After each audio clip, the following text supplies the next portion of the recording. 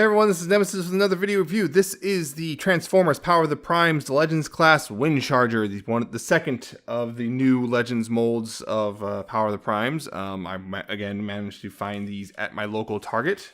I got lucky, thankfully. I've been looking forward to this line, and yeah, Windcharger here. He comes in the usual Legends class packaging. You can see that, there's a little bit of render there.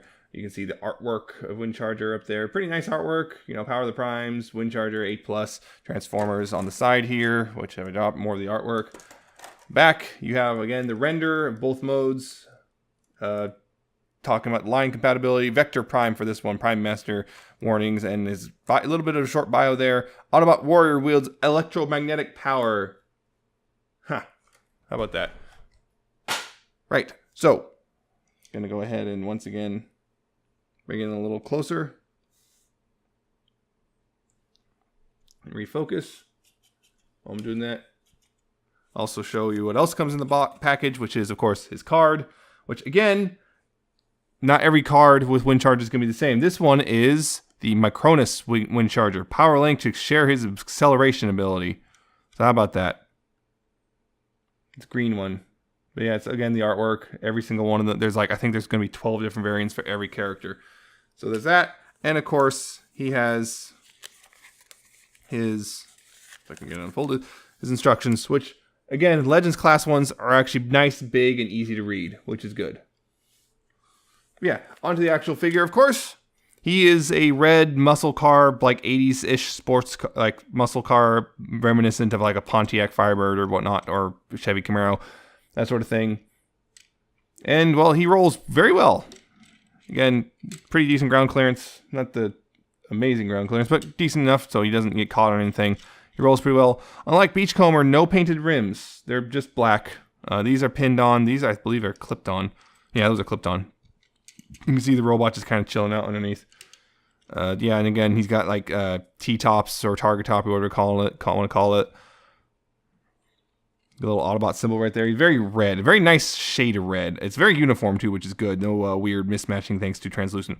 At least no noticeable mismatching, because this is painted, but matches very well with the rest of the red, which is good, at least on my copy. He's also got a silver right here, I guess, to represent the grill. On the back, there's more silver. No tail light paint, though, but it still breaks it up a little bit. A nice black here.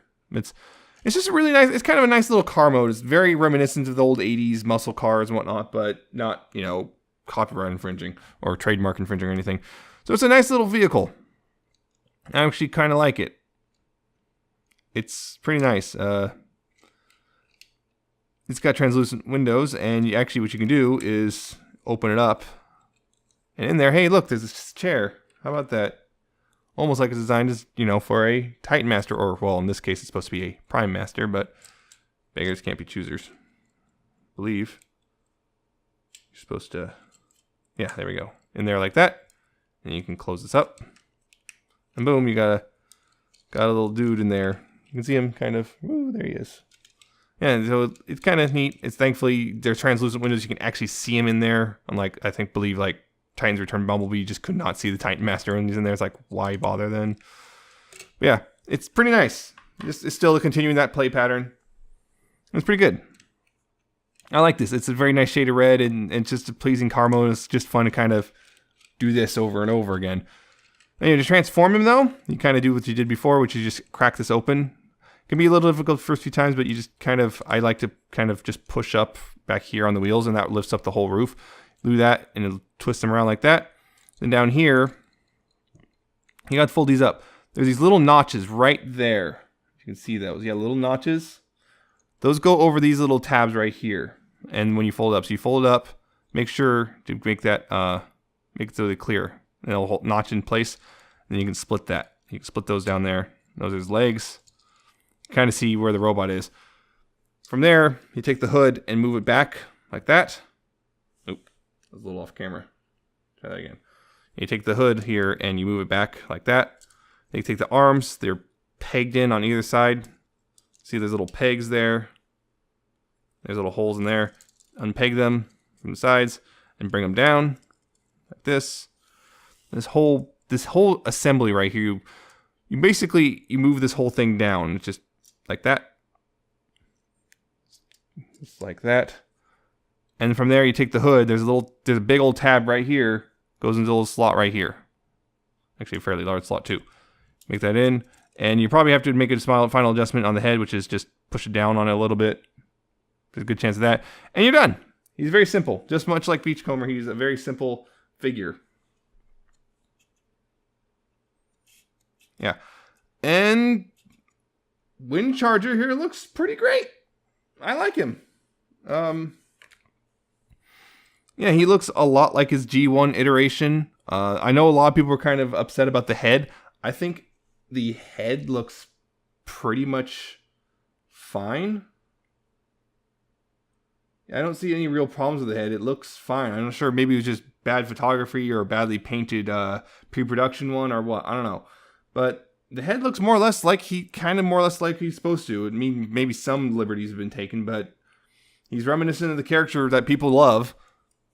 Yeah, he's nice, nice shade of kind of an off, weirdish, maybe slightly brownish gray, I want to say. It's very much a gray, but it's kind of like that weird gray. Nice, again, Autobot symbol template there. Just, and then the reds come back here a little bit. And it looks good. One thing I do wish is, I know this would add more parts count, but I wish these windows could fold up like under the arms. I wish that was the case, but I understand why. I mean, you don't want to blow a ton of budget on your Legends class figures, but it would have been nice. There's also this little black bar here and whatnot. So he's got nice detailing, also got nice silver painted legs. That's nice too. So he looks good, I think. I personally like this Windcharger. I know a lot of people were really down on it, but I think this is one of those, again, this is one of those figures that might have been just one of those, it just photographs poorly. It might just be that. But articulation though, his head's on a swivel. By the way, you notice he was just peeking out from under the car. You can't do this. You can't just turn it around. The problem is the head shape just gets in the way. You can't collapse the hood all the way if the head's turned around. So unfortunately, he has to be peeking out. That's a little unfortunate. But yeah, it has a swivel, moves pretty freely. Big ball jointed shoulders, and plus there's this hinge there too, so you can get a lot of movement out of the shoulders. Like you can adjust them up and down and move them around all over the place. They're pretty free. He's got ball jointed elbows, so that kind of doubles his bicep swivel as well. These are a little looser than I like, but it's not the end of the world. They're not like horribly, it's just looser than I like. No waist joint because of the backpack tabbing, the hood tabbing in the back the way it does. There's no waist joint. His hips though on ball joints, so forward quite a bit. Back they're limited by the hood, but if you get the hood out of the way, you can get quite a bit more free movement there. Go outward, not quite all the way to 90 degrees, but pretty close. No thigh swivel, oddly enough. I'm surprised by that. I guess parts count or something, but no thigh swivel. You got ball joints there though, so you can move them a little bit side to side.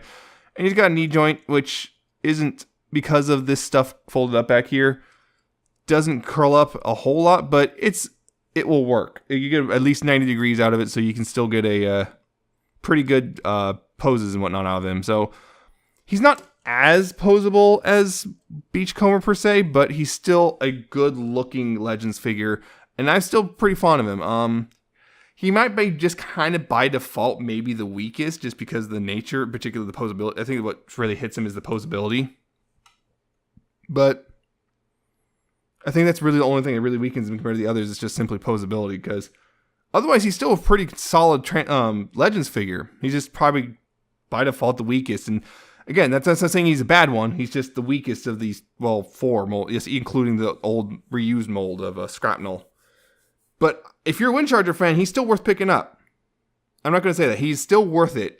He's just not the one you should prioritize, in my opinion. I think you should probably prioritize Beachcomber or Slash. So, yeah, that's my opinions on this guy.